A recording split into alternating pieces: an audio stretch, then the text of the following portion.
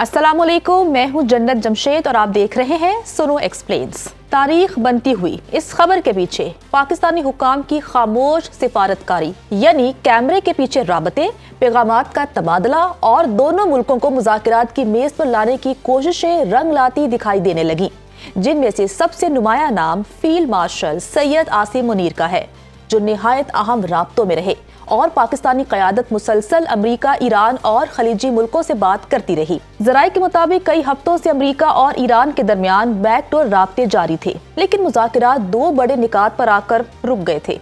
पहला मसला ईरान के जोहरी प्रोग्राम का था, जबकि दूसरा मसला जंग, पाबंदियों और ईरान के मुंजमद माली असासों से मुतालिक था। ऐसे वक्त में पाकिस्तान ने खामोश सिफारतकारी के जरिए दोनों मुल्कों के दरमियान पैगामात, तजावीज़ और जवाबी फार्मूले पहुंचाने का काम किया। रिपोर्ट्स के मुताबिक पाकिस्तानी क़यादत खास तौर पर फील्ड मार्शल सैयद आसिम मुनीर और नायब वज़ीर-ए-आज़म इसहाक डार मुसलसल राब्तों में रहे।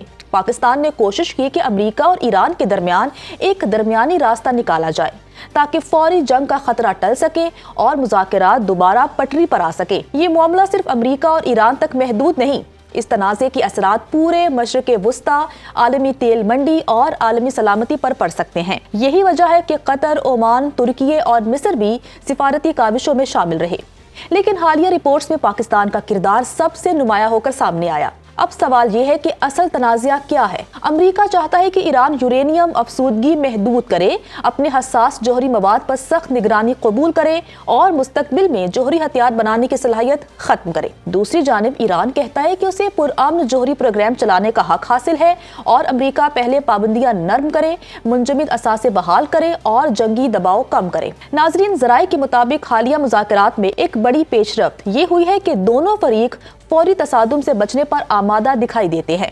इतलात हैं कि इब्तदाई फ्रेमवर्क या लेटर ऑफ इंटेंट पर बात हो रही है, जिसके तहत जंगबंदी को बरकरार रखा जाएगा और आइंदा 30 दिन मुज़ाकरात के लिए इस्तेमाल किए जाएंगे। लेकिन अभी भी कई अहम मामलात हल तलब है। सबसे हसास मसला लबनान में जारी कशीदगी है।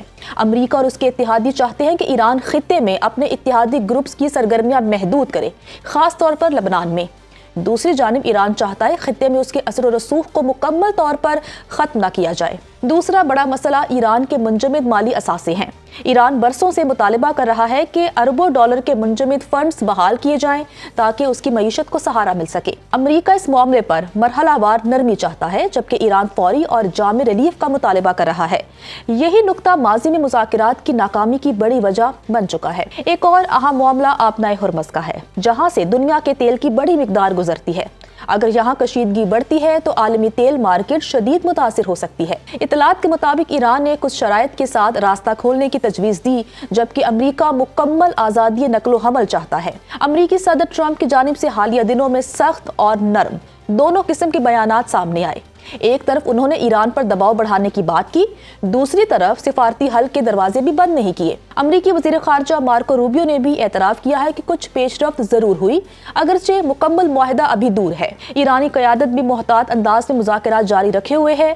ईरान वाज़ेह कर चुका है कि वो मुकम्मल हथियार डालने के हक में नहीं, लेकिन अगर इक़्तिसादी पाबंदियों में नरमी और जंगी खतरात कम हो तो मुज़ाकरात आगे बढ़ाने को तैयार है। सवाल ये भी उठ रहा है कि पाकिस्तान इस मामले में इतना मुतहरिक क्यों है। इसकी एक बड़ी वजह खित्ते में इस्तेहकाम है।